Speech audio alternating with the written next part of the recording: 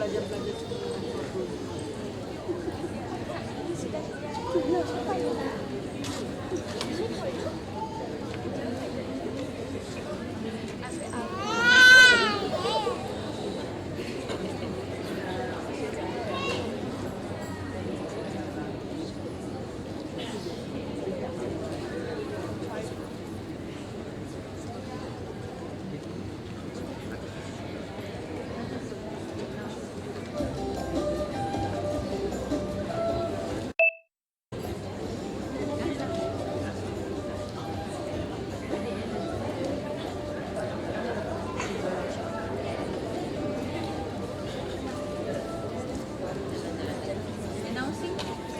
Announcing the arrival of our distinguished guest of honor, yang berbahagia, Profesor Dr. Engineer Insinyur Renigan Barataraju, Deputy Vice Chancellor Industry and Community Relations. Please introduce.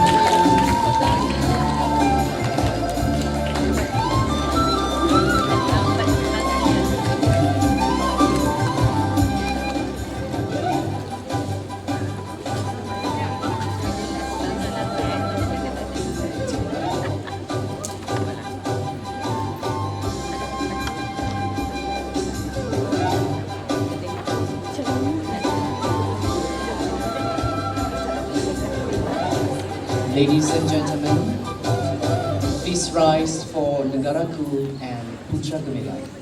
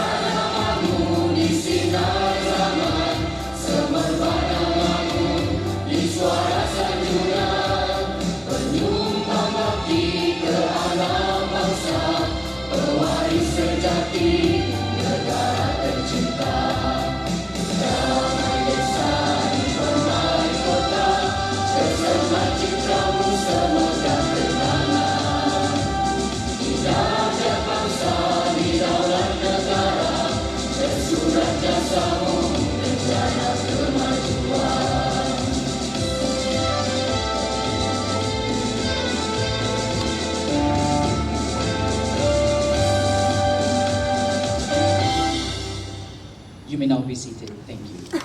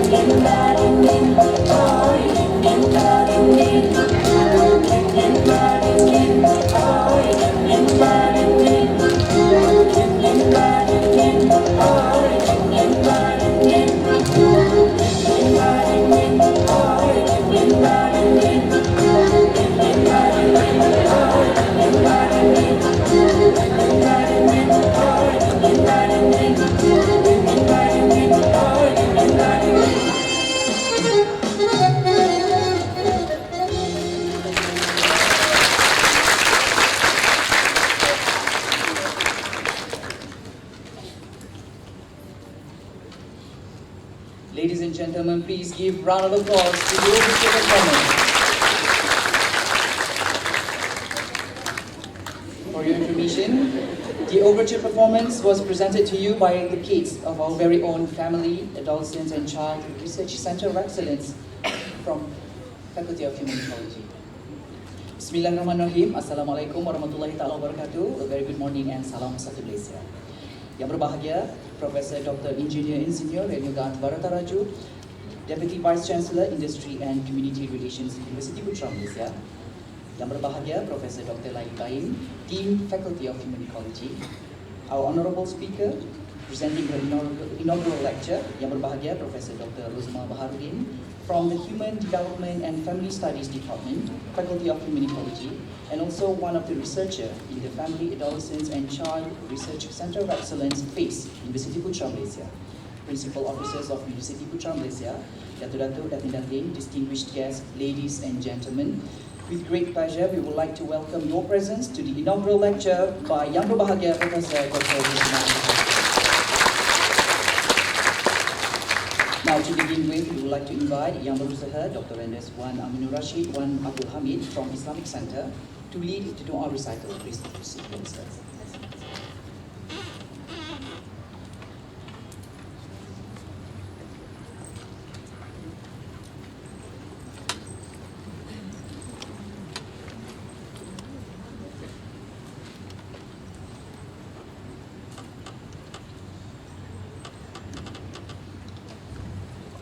Assalamualaikum warahmatullahi wabarakatuh.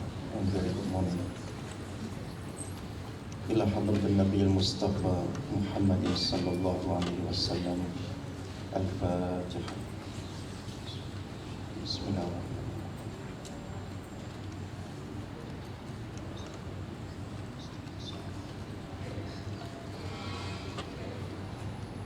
Bismillahirrahmanirrahim.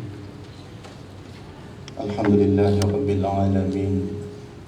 Wassalatu wassalamu ala ashrafil anbiya'i wal mursalin wa ala alihi wa ashabihi ajma'in. In the name of Allah, the most beneficent, the most merciful.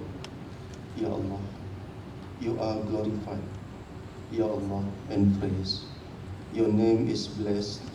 Your majesty is exalted. And none has the right to worship but you. Indeed, all glory and praise is due to Allah. We glorify and praise Him, and we ask Him for help and forgiveness. In Allah, we seek refuge from the evils in ourselves and from our wrongdoings. Allahumma ya Hayyu ya Qayyum ya Dzal Jalali wal Ikram. Ya Allah, we thank you for making possible for us to gather here today for this special occasion of inaugural lecture. Professor Dr. Rozumah Baharudin will be officiated by Yang Berbahagia Profesor Dr. Insinyur Renugan Barataraju, Deputy Vice Chancellor Industry and Community Relations, Universiti Putra Malaysia.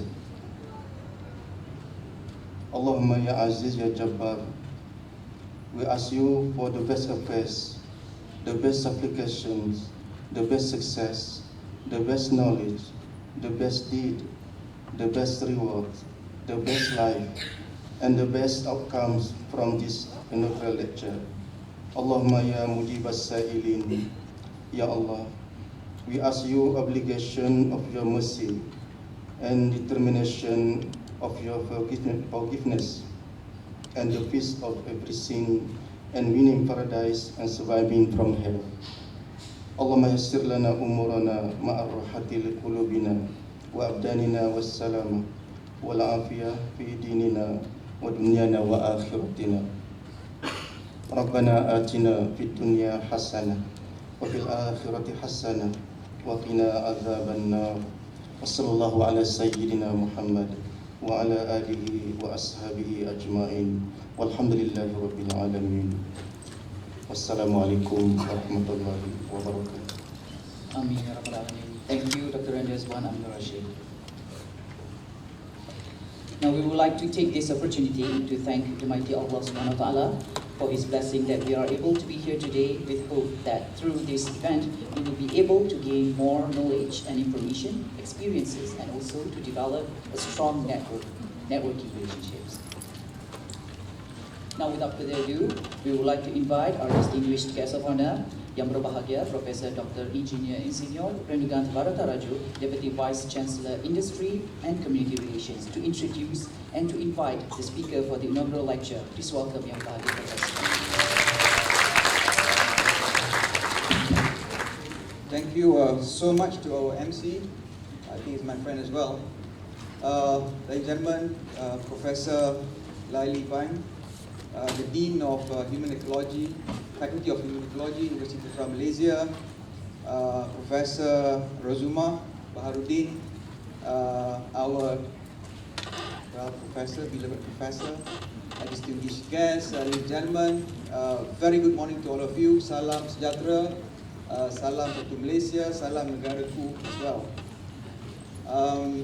Well, I think it's a fantastic day today to listen to an inaugural lecture entitled Parenting, What Matters Most. I think it is so relevant to all of us, including my good self, I hope, soon. Ladies and gentlemen, what is also important here is that to see maybe what Professor Rozumah got to say in terms of the subject matter as well. Before that, maybe it is good to introduce Professor Rozumah. The biodata was huge. It's almost a book.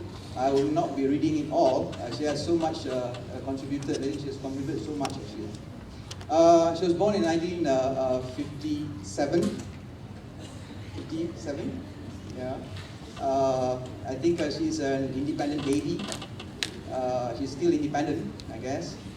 And she started off her early childhood education in Negeri Sembilan, Kuala Pilah, as I remember. In 1978, she was here in University Pertanian, Malaysia. She got her diploma, in fact, from University Pertanian, Malaysia. Thereafter, bachelor and master's degree in the United States, specifically from LSU, Louisiana State University, in 1980s, in 1980 and 1981, respectively. Thereafter, in 1992, as I remember, I don't know her personally, I've just read this. In 1992, she has completed her PhD, in fact, in the United States as well, but in a different university. Michigan State University, MSU, is a fantastic university, and she's specialized in family ecology, I believe, and I think it's so relevant to the topic that we are going to hear today. Now, ladies and gentlemen, I think more importantly, she has been contributing great deal, in fact, to teaching and learning and in fact science. If you look at her CV, she has strings of publication, in fact, in the field. She's an expert. Invited expert in most of the conferences, in fact. She's also visiting experts for some organizations. She's sitting in boards of journals, international journals as well, and peer review, peer group reviews, etc. All this what we have. I think, ladies and gentlemen, what is important also to mention here, Prof. Rozumah, you have it all. I do not know what else still you need to do. But I guess there's one thing missing practically in your CV, is your inaugural lecture that we want to actually hear today. With that, I think, ladies and gentlemen, let us enjoy the very important lecture, to me, in fact, entitled Parenting, What's Most Important. Without further ado, Professor, the floor is yours. Thank you so much.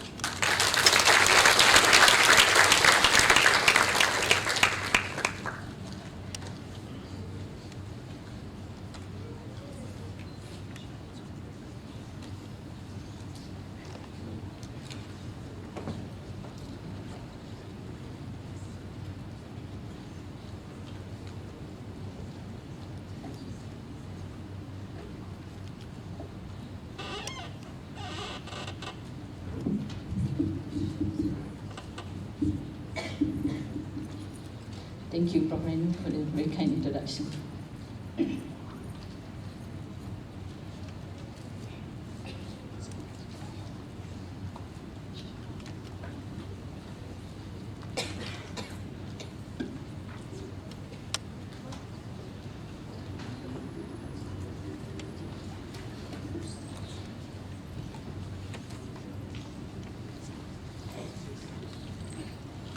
Assalamualaikum warahmatullahi wabarakatuh.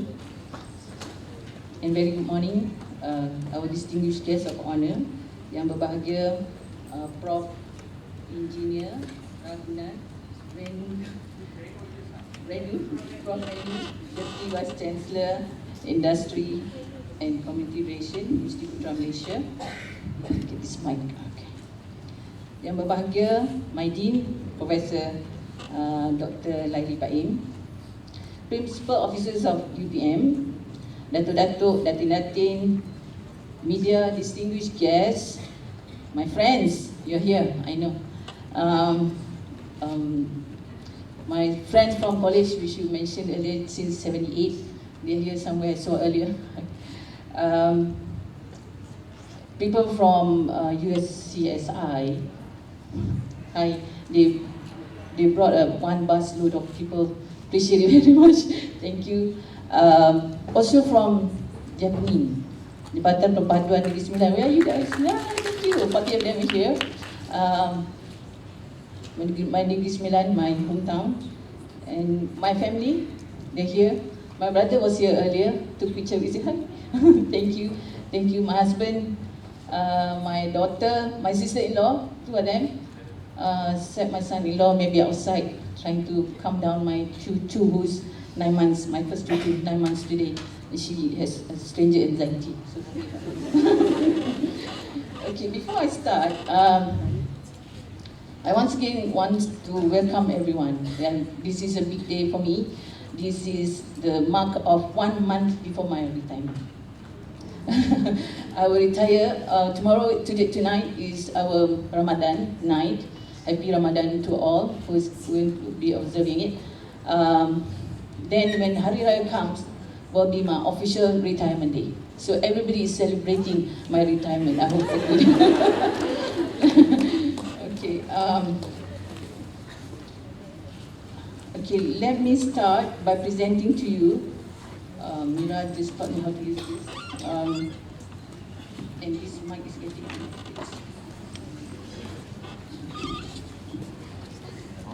by presenting to you parenting scenarios.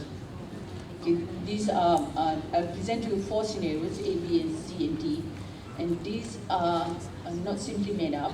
It is based on research. So you probably can relate to any of those style of parenting. Okay, it's about a child trying to ask her parent to come home past midnight to attend her friend's birthday party. The first response, parent A, you can see that, I will read it to you. You see that this parent is trying to use some reasoning, trying to explain to the child whether she can or cannot come home late, and also giving alternative and discussing with the child. And what the parent is doing is sort of competent inducing technique, giving a lot of thinking and reasoning, helping the child to together make would be the best decision. Okay, parent B is using a more controlling pattern. Okay, talk to the child about reminding the child what time the curfew is, and then must be home whether the party is over or not, and wherever if the child is late, the child is going to be punished, and that will be the end of discussion. So it sounds very controlling, no explanation. Parent C, the parent says that you can decide what time you want to come home. It doesn't matter, as long as you are safe and sound. We are here to support you all the time, okay? And that seems like more lenient, the kind of parent maybe some like, I suppose. And D, the parent would say, oh yeah, you have a friend? I didn't know you have a friend. Whatever, you can come home, up to you. Okay, so parent D is more kind of uninvolved kind of parent. So this is the kind of parenting that has been, this pattern of parenting style has been recorded over many communities, different cultures, and it is happening even here, right in Malaysia. So, which parent are you? Perhaps you can all relate to any one of these. I suppose we are here very related to parenting. You are either a parent or you have a parent yourself. So no one can say that the parenting is something that is out of their topic or out of their daily life. So parents interact with the child. You see that this interaction will produce a child that will behave according to how they are treated. Yeah? And what I'm trying to say also is that parenting shapes the child's behavior. What you communicate to the child will end up shaping the way the child's behave. And parents have been is established as a very dominant factor in child development and well-being. This is true everywhere for centuries. It has been recorded that they are the one that are primarily involved in childcare. But present day society is not the same as yesteryears. It is going to be, it's more challenging, more complex, and that leads to a more difficult and challenging way of child rearing. It is not as simple as it used to be. Because what we are experiencing now, the social, techno-economy and political changes that we are experiencing today are modifying the way the child is behaving and how we ourselves do the parenting.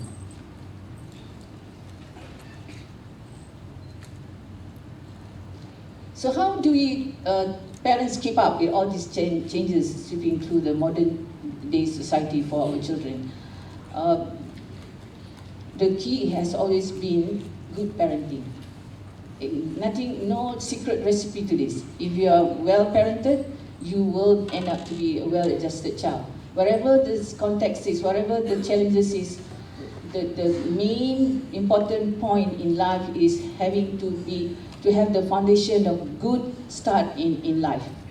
And that's come from good parenting. And even there is threat, this coming era, the future era is threatening the importance of parenting, but their role will still remain as important. Thus, I would like to share with you today what is conducive parenting for child outcome. So I will share some scientific literature on parent-child dynamics, dimension and challenges of parenting, and the various stresses of child functioning, which are significantly influenced by the way mothers and fathers acted towards their children. Okay, I have outlined this presentation. Prof. Renu just asked me how long I would take. I'm given 1 hour, so I will not take that long, inshallah, given today's Friday and whatnot. And there are 5 that I have outlined. The first is the foundation of human race, parenting perspectives. We'll talk to you about some theories. And understanding a child's needs. We all need to understand from our children from very young till the age they are with us. And the way you parent, how your child turns out to be, just like I said earlier, your parenting shape your child. And I will conclude with what matters most. Okay, the concept of parenting is not limited to just the physical, biological act or the caretaking of the child alone. It is rather greater than that.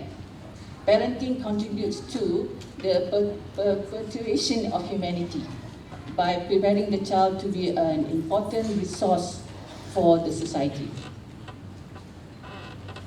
And for generations, all parenting, in all societies, parenting has been an essential factor for the preservation and survival of the human race. And I say human race, I mean the total human development across the globe. So to prove that the importance of parenting, I'll show you a video that will really demonstrate to you what happens when you don't have parents, when you don't have someone to care for. What happened to you yourself? What happened to the family? What happened to the community? What happened to the human race itself? So let's watch the video for that.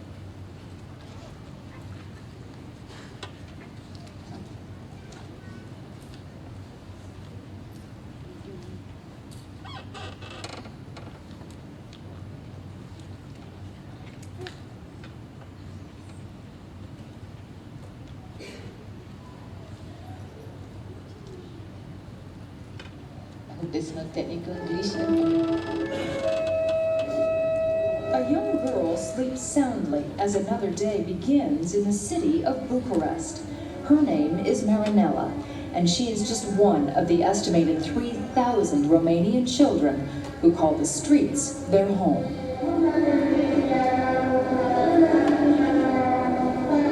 Nowhere is the problem more evident than at the Gare du Nord train station.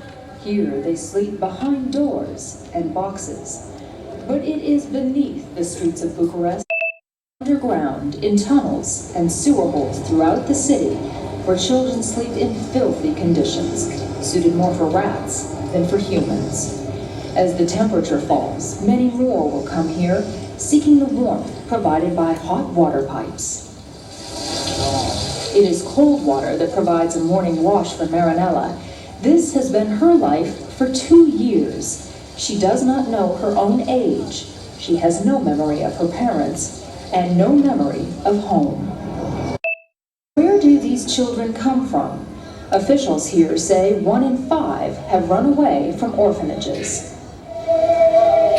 It was 5 years ago that News 4 brought you these pictures of Romanian orphans. Our special report, Cradle of Sorrow, showed them housed in institutions, which were little more than human warehouses.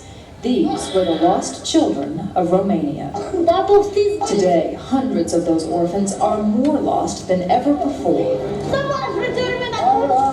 Now they seek freedom on the street, and they find shelter below. Gangs replace families. Others seek refuge here from the abuse at home, but here they will abuse themselves. They slice their arms in an act of bravado. They beg, they steal, and they fight. Many inhale the fumes of a powerful glue called Oralac. It numbs their senses. One official here told us, "You will find all the diseases of misery among these children. Their feet rot because they have no shoes. Infection has spread up this boy's leg." And that is just the physical damage. Living in conditions like these also takes its toll emotionally and spiritually. Of you? I'm fed up with my life. I want to die. I want to die. I don't want to live any longer. You don't have to look hard in Bucharest to find the lost children like Marinella. Tonight, they will be sleeping on and under the streets of Romania.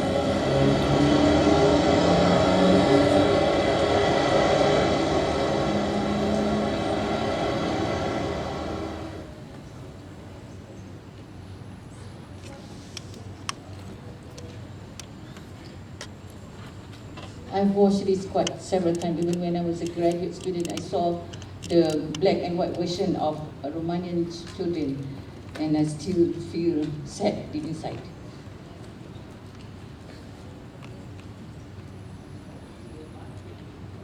So you saw the excuse me, the implication of living without someone caring for us right from the beginning of life.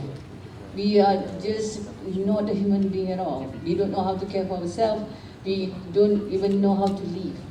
We lost sense of belonging. We don't feel related to anybody. So parenting is therefore, I call it here, the foundation of the human race.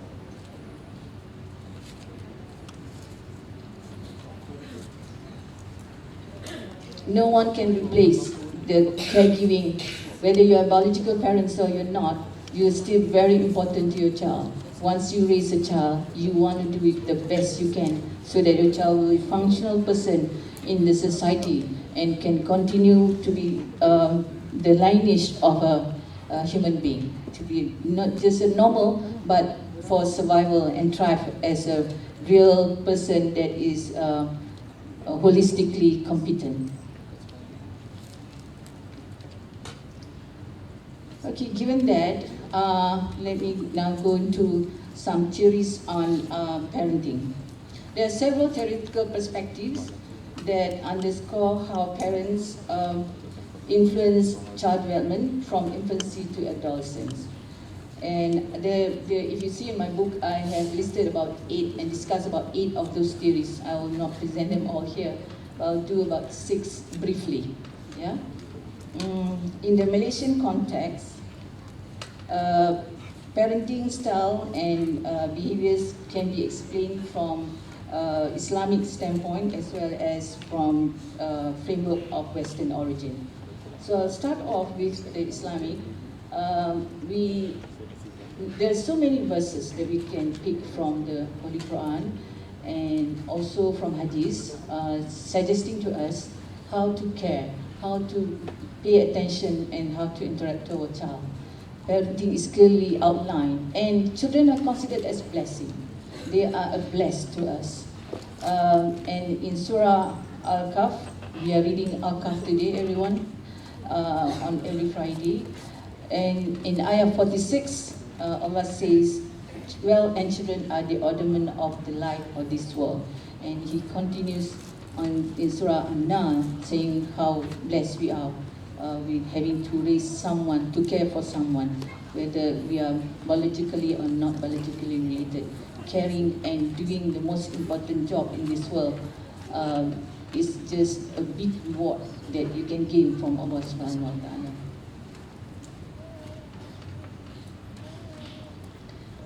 Prophet Muhammad SAW recommended for parenting style correspond to the changing needs of the child. He outlined how we need to interact from young birth till the child is adulthood. And I have labeled this, it is in the literature, it wasn't labeled clearly, so I have labeled them into a cuddling stage, involvement, monitoring, and friendship. So those who have children in these stages can relate to how this pattern of interaction that you are experiencing as you go on with your child. In the early stage, it's so very fitrah of us to be cuddling our child, to be physically and verbally giving our affection to them. And what we are doing is to develop some bonding. And the way we bond with them will determine whether it's a secure bond or insecure bond. I will talk about more about attachment in a little while. In the next stage, this is where the child goes to school, and you want to. They are not as cute as when they are young. They are a bit more smelly now. They are already more active. They go to school. They sweat a lot. The fair child will turn a bit, messy looking, and but they still need our attention. They need even more. They need us to be involved in whatever they do. They come home from school, they want to explain to us their experiences with the teacher and friends, and we need to give them the time. And also, Rasulullah says that this is time for warm guidance and interaction. You just need to give your attention. And as they go into teenagers, 16 and above, children need to have close relationship with us. We need to bond with them. And if the bonding has established earlier, at this stage it's not difficult anymore. The relationship continues, and what we need to do now is to be monitoring their activities, encouraging them to do whatever is necessary in their life, but we are always there trying to support them and give them the time we can as much as possible. But this is also a challenging stage. People sometimes call it storm and stress, but because adolescence is having a conflicting stage between childhood and adolescence, and that transition, being a child sometimes, being an adult sometimes, somehow create some trouble for the adolescent. We as parents do not need to quarrel with them on that aspect. Okay. And what is important here also, in addition to the monitoring, is involvement. Again, even though they are adult, their school curriculum are beyond us, we sometimes don't quite understand, but we still need to be very involved in taking note of what they're doing. Friendship, this is the stage they're already adult, 21 years and above. This is your friend, this is your peer. You want to be their best friend. They need you to be their best friend as well. So warm relationship continues. You be their friend always, and there's no more nagging time, telling them what to do, talk about rules or behaviors and whatnot, because those are already established and already something they know how to manage themselves. What is most important at this stage is mutual respect between the parent and the child. Okay, another model by Al-Ghazali on parenting. We have a good reference here in Jamia Manab. One, is she around? Can you raise your hand? Yes. Okay, she wrote a beautiful thesis. A PhD thesis is on Ibu Mistali, but I got the opportunity to be her examiner. That's why she's here today. But she already passed, and she wrote a very nice and published an article on good parenting by Imam Ghazali. And according to Ghazali, four aspects is important in good parenting. There is, what you see here, relationship with Allah, relationship with others. When I say relationship with Allah, we can always understand that all that is being asked and what we are not to do is something that we want to observe. And relationship with others, people around us, with family, with the other in our system. Relationship with children, that is also very much emphasized. Again, what Rasulullah was saying, we want to establish that a very close relationship. And I'm not reading it in the order of importance though. And then knowledge and education, you really need to have. We can't be parenting without knowledge. What we always assume parenting is something like a household concept. People would not imagine years ago that it's also an academic concept. It may not sound like a rocket scientist concept, but it is the most important concept in everyone's life, and which I have just shown to you earlier how it can be devastating without a good parent. So the aim of Islamic parenting is not to just prescribe rules on how to raise a child, but most importantly, to guide parents in safeguarding the children from displeasing Allah, especially in this dunya and wal akhirah. We can read this in Surah Al-Tahrim, ayat 6, and I think we are very familiar with this. Okay, we go to the next one. This is another attachment theory. Student in my class, I guess there are about 70 of them here. You probably can recall from your notes on what we talk about from child development perspective. We talk a lot about attachment theory that emphasizes on emotional bonding between the child and the parent. And it starts right from birth, right from the very first year. This needs to be established. The bonding has consequences for child development.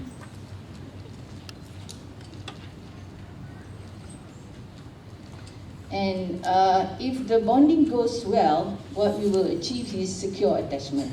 This is the best. A child, even as young as infant, perceives the parent as a source of pleasure and comfort, a safe base from which to explore the environment, or a heaven when threatened. The child is always having the parents to refer to. While if it's the other way around, what we're going to have is insecure attachment. This is when the child harbors ill feelings towards the parent, ignore and be ambivalent when the parent is around. Okay, I have another video clip. This is my second one that will show you how attachment has consequences for a person's personal well-being. Another video is.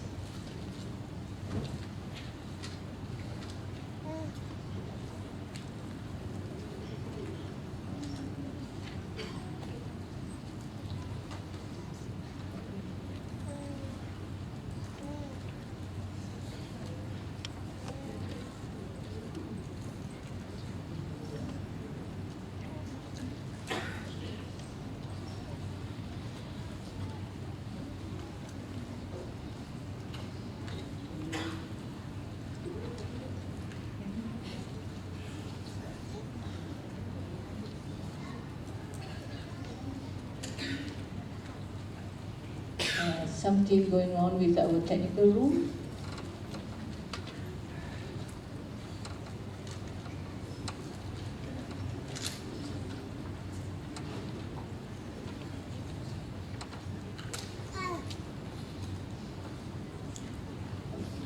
Yes. perceived impact on children has dramatically changed. Children are just little adults and should be treated as such. Dr. Spock prescribes tough love to foster independence. Harlow discovers babies use mom for food, comfort, and security. Ainsworth classifies babies as secure, insecure, and disorganized. Attachment in infancy is the bond or tie between an infant and their caregiver. This bond endures over time and space, and it is a primary means by which an infant downregulates stress. Babies do experience stress, despite popular belief to the contrary, and it's up to the caregiver to modulate that stress. Secure attachment involves for the infant a sense that he/she is loved and lovable, and it manifests in a good attachment exploration balance. The infant uses the caregiver as a secure base from which to go out and explore and to which to retreat under conditions of perceived threat. So the stressed infant approaches the caregiver responds, and the infant's stress dissipates. The infant's biology is very much attuned to the behavior of the parent, to the point where secure attachment evolves in a child with a parent who is consistently sensitive. An insensitive parent is actually causing the infant stress.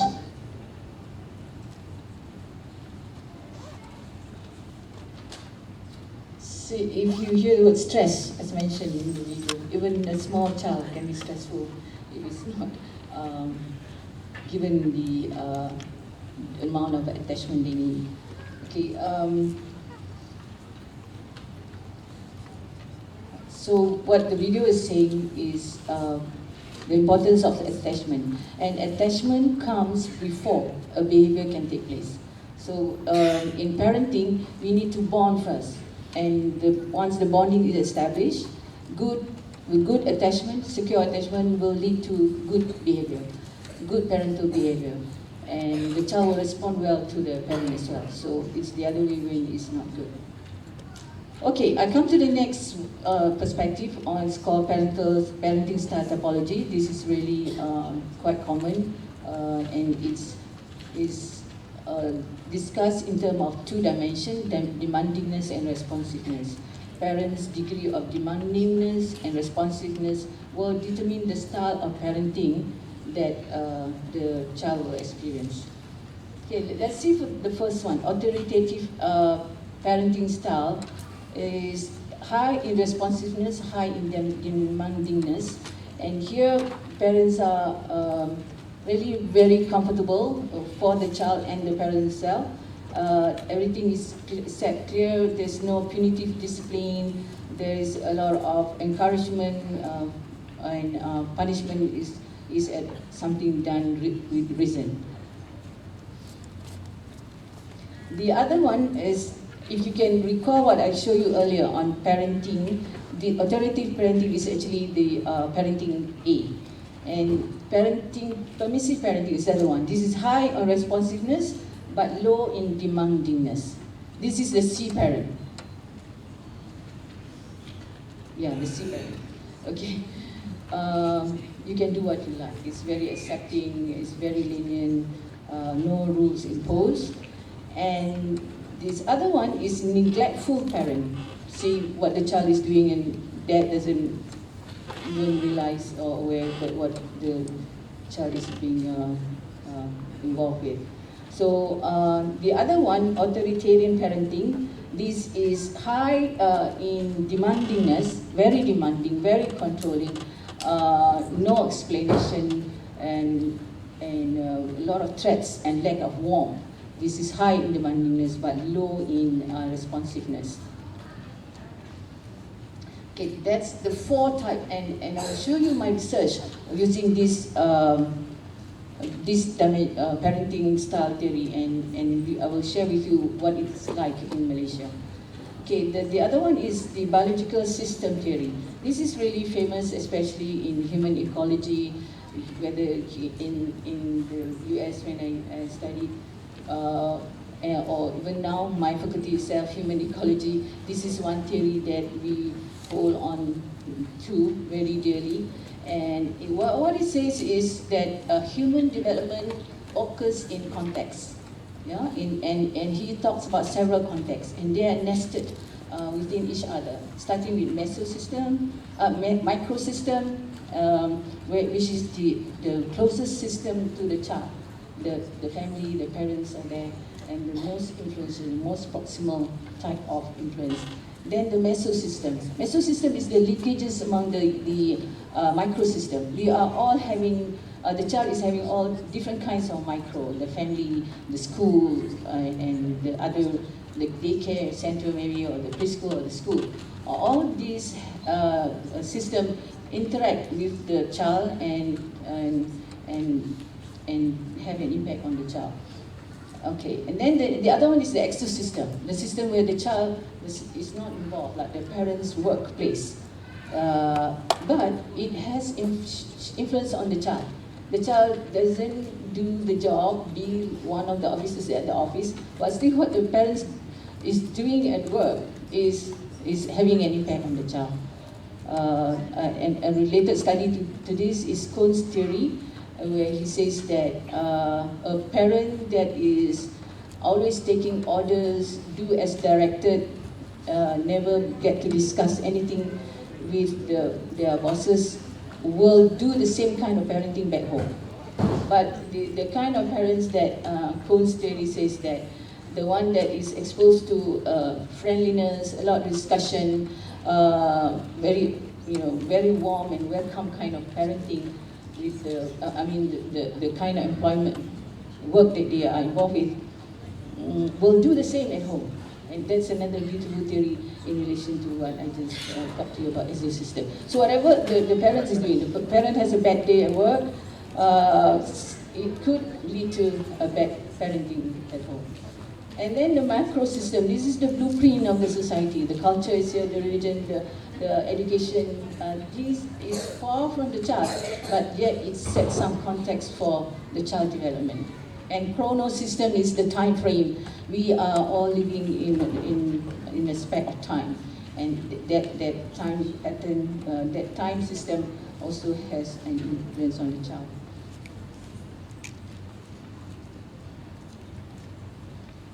Okay, another one is Belsky's parenting model, emphasizes the predictive role of parenting and child development by identifying specific determinants of parenting behaviors. And he says that when a parent has a strong and stable personality, a harmonious relationship with one another, with the husband and wife, and secure employment, he will be able to perform his child-rearing responsibilities, which in turn fulfill positive outcomes. These are all happy faces here. And it's the other way around. If there's a lot of mental conflict, work stressors, child-related challenges, this is a difficult child, maybe special child and whatnot, the parent will not be able to provide the best care and be responsive to the child's needs, and that could lead to detrimental effects on child development. That's about Belsky. He is following Bronfenbrenner's theory on emphasizing the importance of the different contexts in life that sort of contribute to the way we do our parenting. So the last one I will share with you is family system theory. This is looking at the family as a system by itself. There's the parent-child system, the husband-wife system, the child and siblings, parent and other children, and other familiar needs. These are important aspects of child development. Although we may not think that it goes directly to the child, but it does contribute to the quality of development the child will experience. All right, after that, I've come to my third part after the theory, is understanding child's needs. In order to parent well, we will of course need to be aware of the milestone, the different stages of child development. We need to have knowledge, we need to have education. And why do we need those? So that we can give appropriate care and nurturing. what happened in child abuse is this lack of understanding between the parent and child, poor expectation and what child can and cannot do. So having a good parenting awareness on child development is very important. Children seem to have all the same basic needs. They go through infancy, childhood, early childhood, middle childhood, then adolescent and late adolescence. But we must also be aware that there are differences. Even a child of the same age may not demonstrate to you the same ability.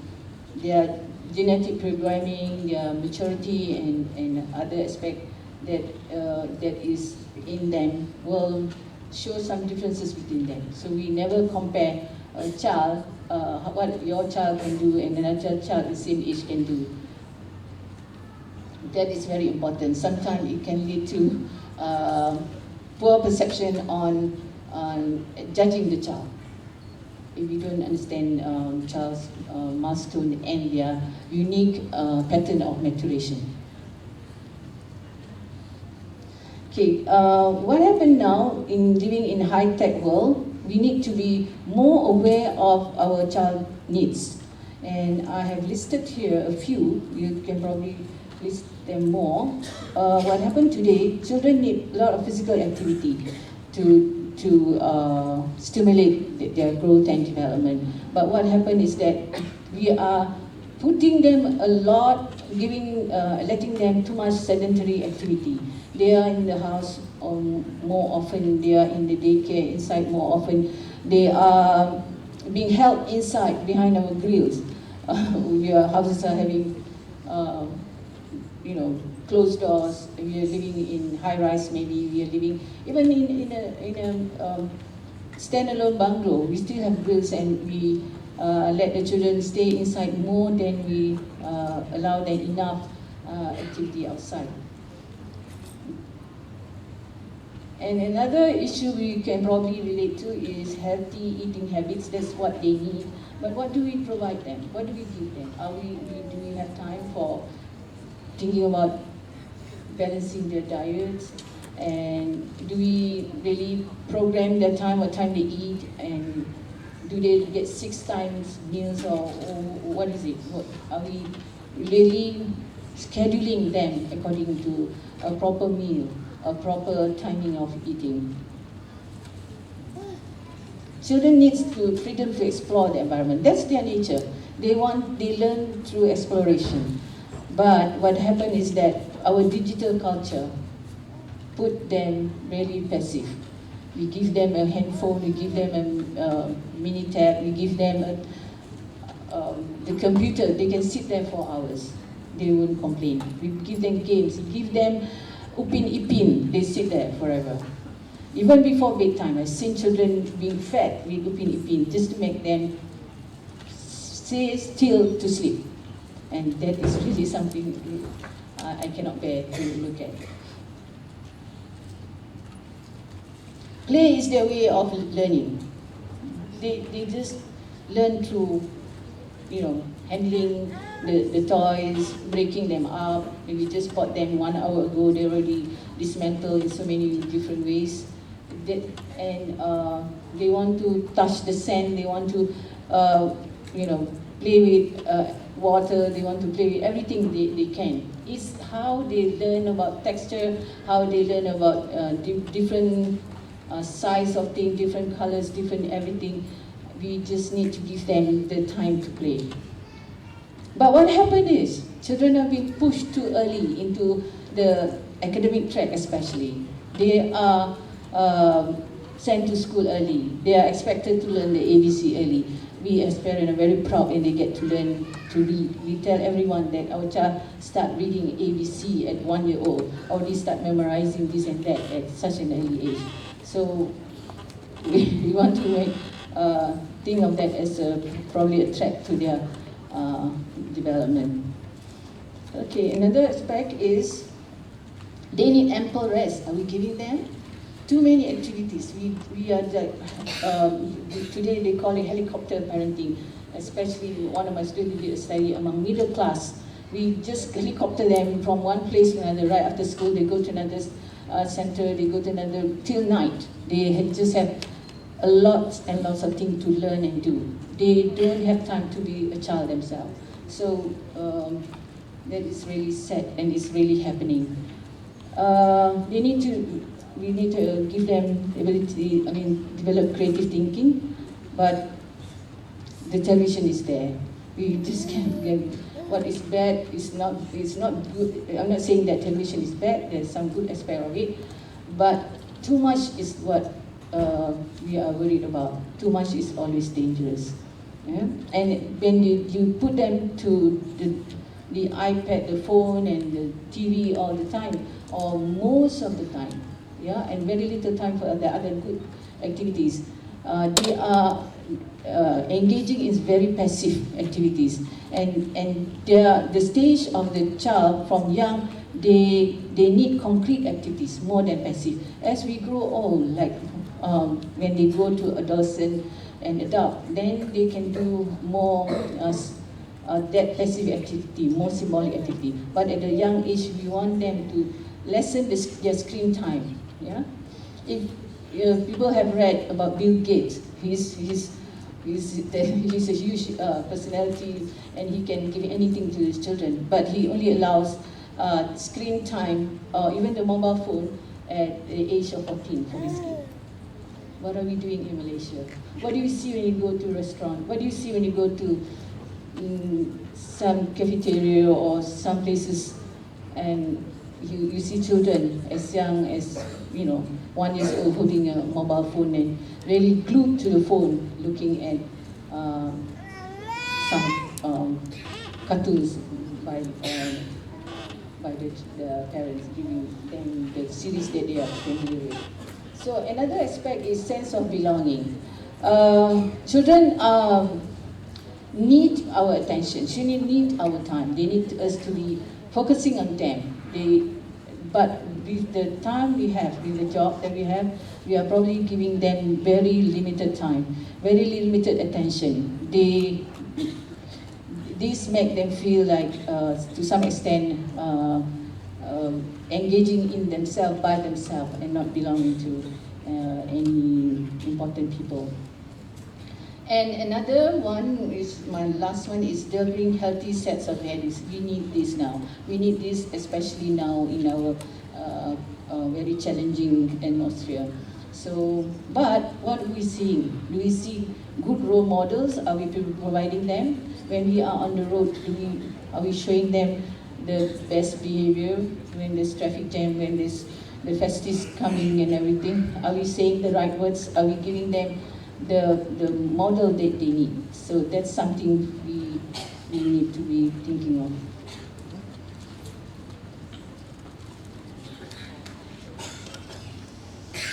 Okay, I do mention a little bit about Z children, the Generation Z children in my book, and these are children born in 1960 present. They are here with us now. They are true digital native. They are hooked to the electronic gadgets all the time. They cannot live without it. They want to be hooked all the time. They come to your house asking what your Wi-Fi password is, and even going to the restaurant, they get really stressed if they don't get a password. So such a lifestyle can take a toll on children's physical and mental health. There are many studies regarding this, and we need, as parents, to be recognizing the pitfall of digitalization. They probably neglect the physiological needs. There are less activities outside, like creativity, less face-to-face. When even at the dining table, instead of looking at the food, they look at their phone. Yeah. So maybe we need to start having rules: no phone in at any family meetings or family lunch and dinner. Okay. There are issues like cyberbullying and hostility and online immortality.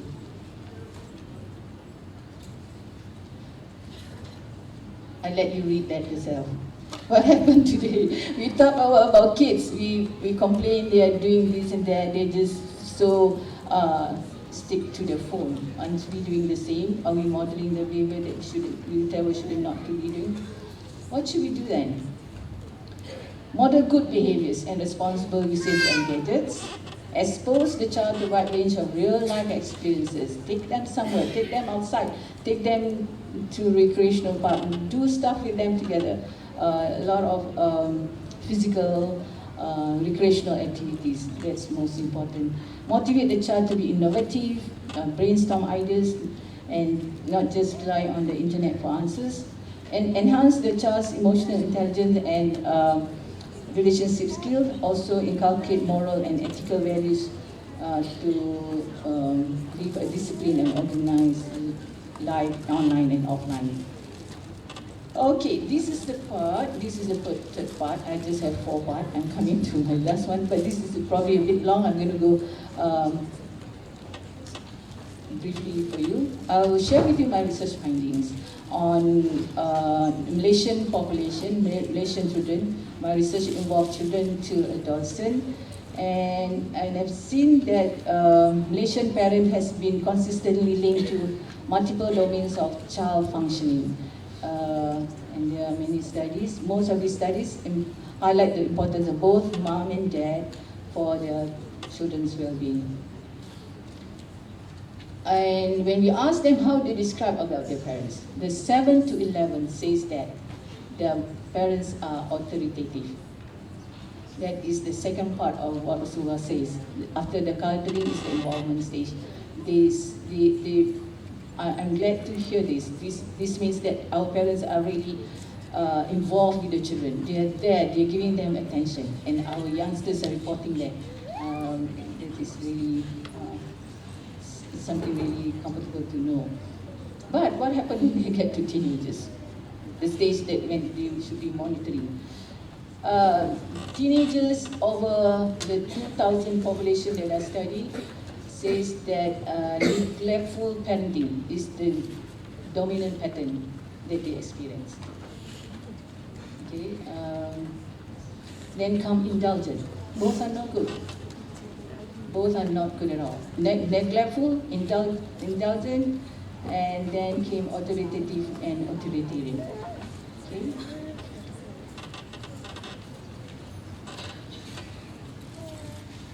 So our studies have consistently shown that high-level authoritative parenting is important, deemed important for healthy development, and the other way is of course not good for our children. Okay, another study that my colleague and I have conducted is on adolescent with attachment and child outcome. Adolescent with secure attachment has higher level of self-esteem than those who are anxiously attached to their parents. Attachment to mother foster pro-social behavior, social responsibility, and good cognitive functioning. And low level of attachment to the father, here comes the father figure, was associated with early adolescent social-emotional adjustment difficulties. Not good attachment with father, have difficulty in social-emotional, and encompassing conduct problems, hyperactivity, emotional symptoms, and peer problems. So fathers do need to do better. And monitoring, this is the third, if you remember the diagram I showed you, what Rozumah says. The level of monitoring self-reported by single mother was positively associated with adolescent child academic well-being. And likewise, adolescent reported level of maternal monitoring was positively related to aspect of school connectedness. And monitoring has also been shown to have direct effect to self-esteem. So self-esteem is the feeling of how one assesses themselves, how they feel good inside. That is really important.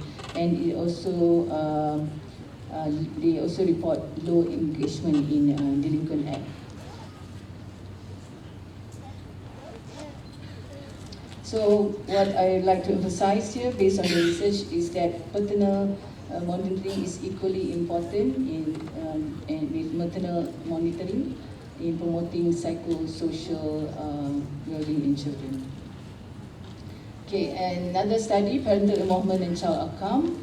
Female Malaysian adolescents reported high expressiveness, and instrumental involvement for mother and father, as well as higher maternal or leisure companion involvement than their male counterpart. The female tend to report better. Fathers' involvement increased adolescents' social and academic self-efficacy, which has a further impact on positive effect. And mother involvement by mother, both mother and father, improve adolescent academic self-efficacy, and that is important at this age, and that leads to happy life. Okay, another aspect of parenting. There are many aspects of if you peel it down from the concept of parental behavior and parenting. You saw parenting, monitoring, parental involvement, parental warmth, and soon I will be talking to you about parental hostility.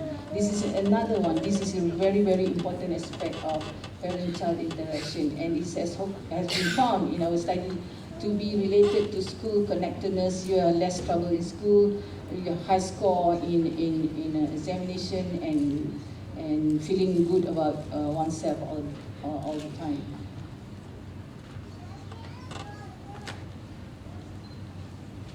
And paternal warmth also found to increase adolescent level of self-esteem. So even a small amount of attention, a small time given to parents, by father especially, can boost up how children feel about themselves.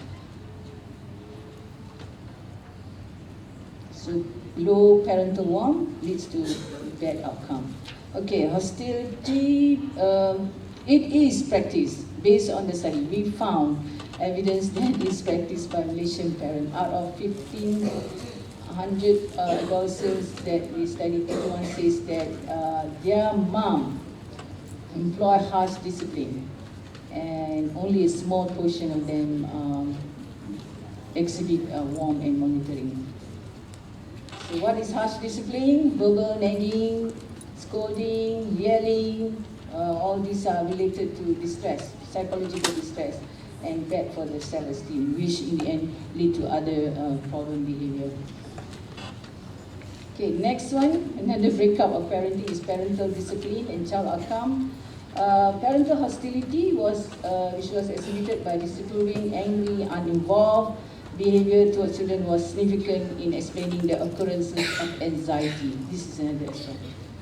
Maternal hostility is related to struggle in school and negatively related to school connectors and academic achievement.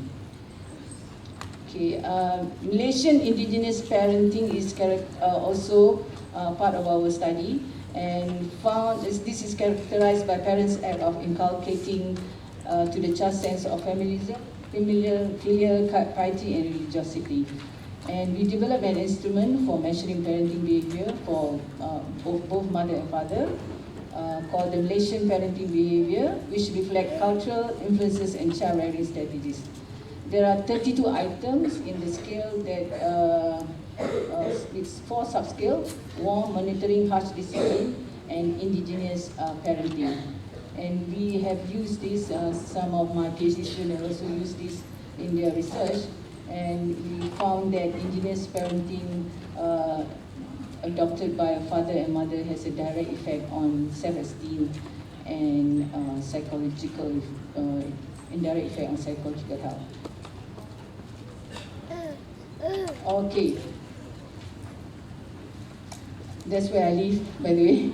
A crucial aspect of parenting is the capacity of parents to create a stimulating home for the child.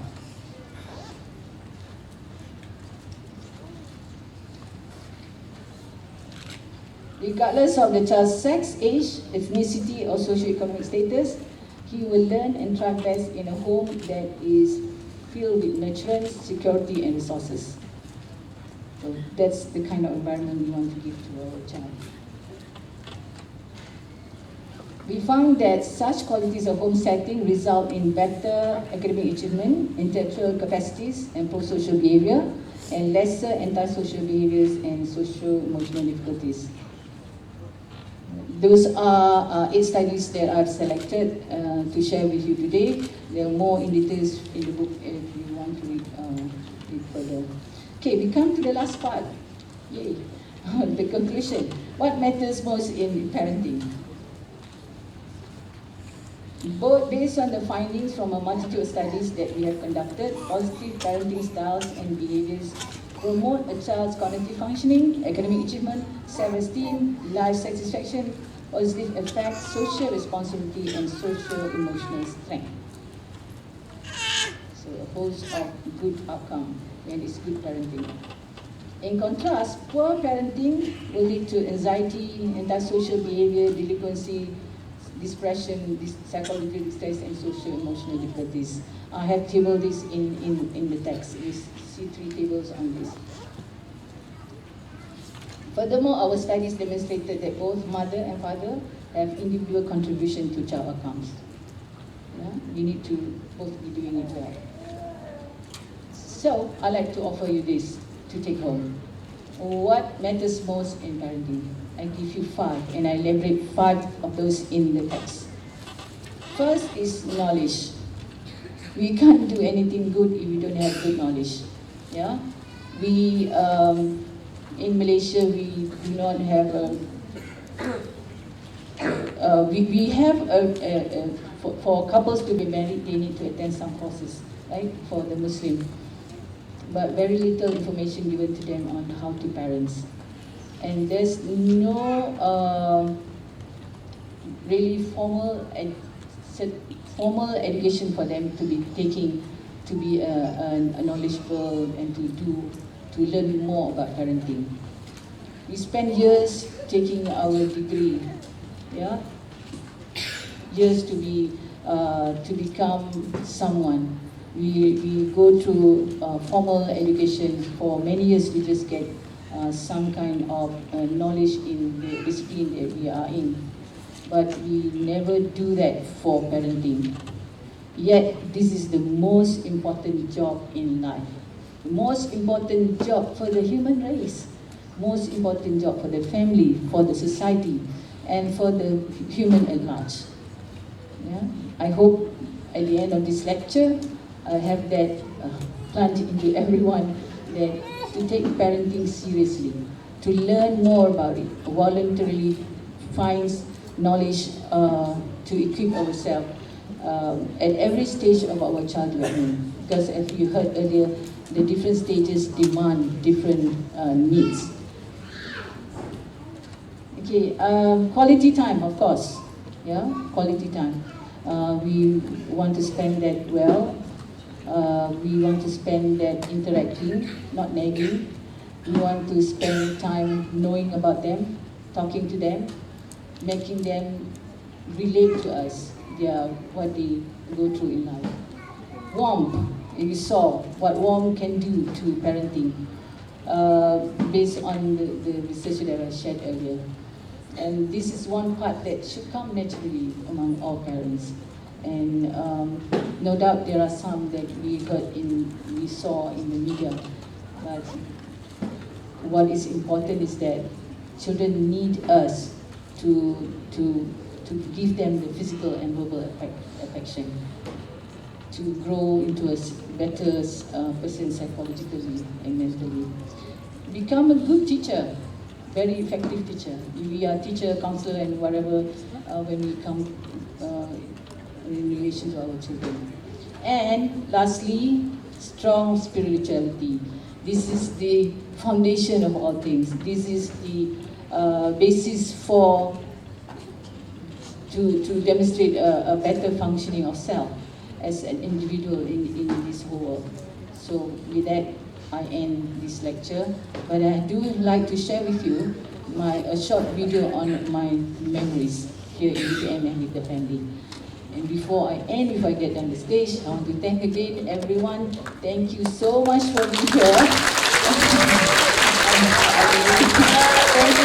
Thank you so much. I want to mention, if possible, everyone, I know I can see you, but you know, being up front, it's not that easy to remember anything. Okay, thank you again. Salam Ramadan, maaf zahir batin, and hope to see you sometime again. Thank you for joining.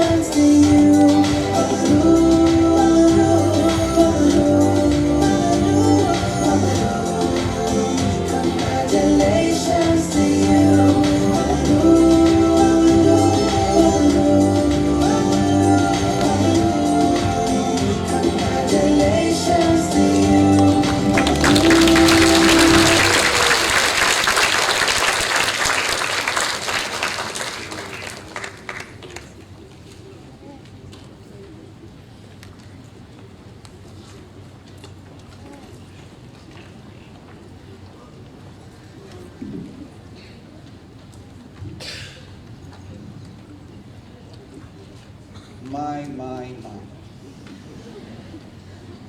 That was breathtaking, I think, and enlightening. I think more importantly, it is really, really exciting. And it has also shown that it is not easy to be parents, right? It's so difficult. Now I'm thinking. Well, ladies and gentlemen, I think Professor Rozumah has started off very well, in fact. She has practically shown us that there is basically 4 categories of parents, in fact. And she has, in fact, thrown the question to us and asked us to decide which category are we in. So you decide, you should belong to one of those. But if you're not, you're in trouble, actually. Or maybe it is a new research topic that actually we can start, Prof. That was fantastic. Then finally, followed by that, she has also introduced so-called perfect model, I think, a good model to follow. Of course, the Islamic model, fantastic model. Then we have Balaski model as well. I was quite fascinated with the name because Balaski is a mathematician in my field. So I thought the same guy, but when I Googled, it was a different guy. Thank God. Then later on, we see what is also very critical to be a good parent. You need to know the need of the child. And you have elaborated quite well, Prof. It was really informative in that sense. Then what also to avoid.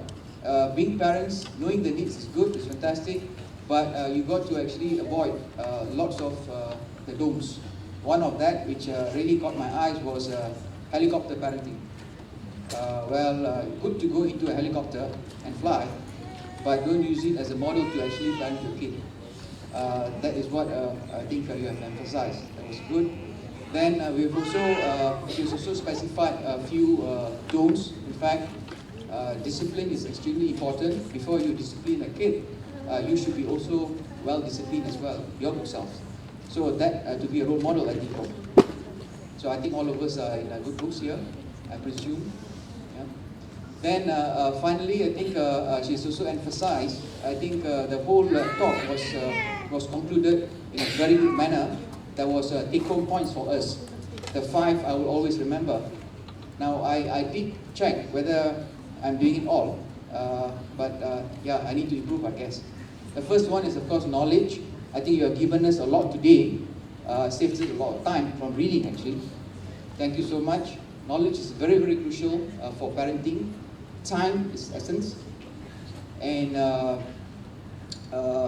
you have spirituality.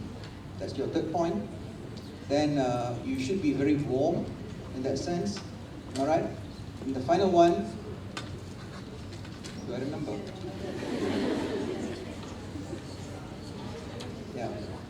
Obviously, we have to remember that because that's safe for the best. Huh? We are teachers. And yes, indeed, that is our job. And we have to also teach in terms of how to bring up kids, etc. So I think Professor Rozumah have indeed started off very well and concluded. We have indeed not many lectures outside there will give you take-home points, I must say. So at least I could remember this, and I think I should actually work towards that as well. I think for all of us, ladies and gentlemen.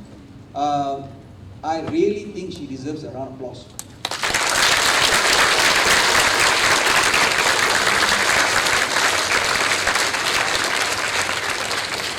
For Rozumah, you have another 30 odd days before you go into retirement.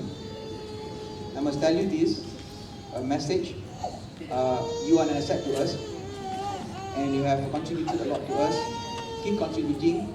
Retirement is just the stature. Practically, age is just a number. You are very young, and I say that please keep on contributing to the field. Thank you so much. I think, ladies and gentlemen, thank you so much. Have a great day. Selamat berpuasa. Thank you.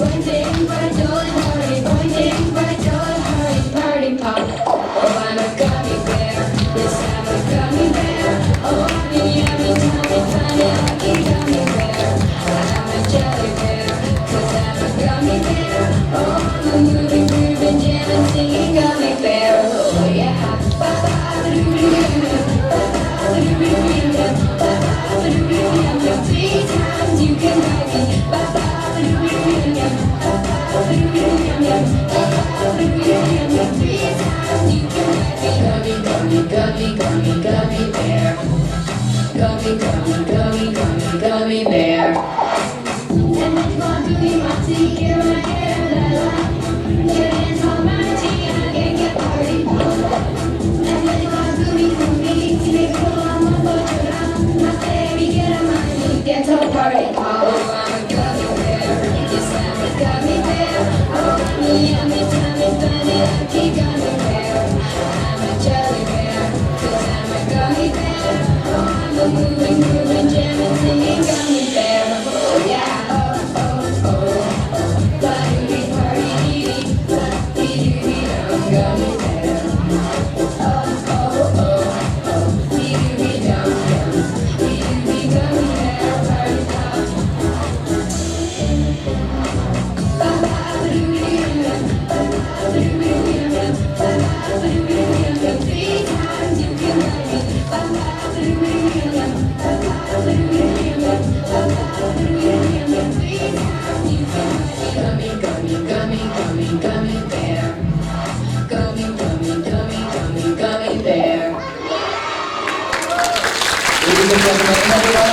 for the closing performance.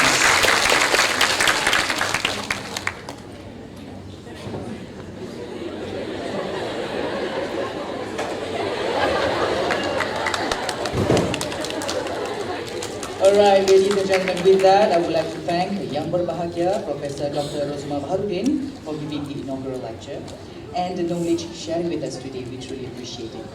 And also thank you to our distinguished guest of honor, Yang Berbahagia, Professor Dr. Engineer Insinyur Renugan Baratarajo, Yang Berbahagia, Professor Dr. Lagi Baim, distinguished guests, ladies and gentlemen, thank you for joining us today. We would like to invite all for lunch that is served at the F&B area. And thank you. Wabillahi taufiq wa hidayah. Wassalamualaikum warahmatullahi wabarakatuh. We would like to invite Prof. Renu,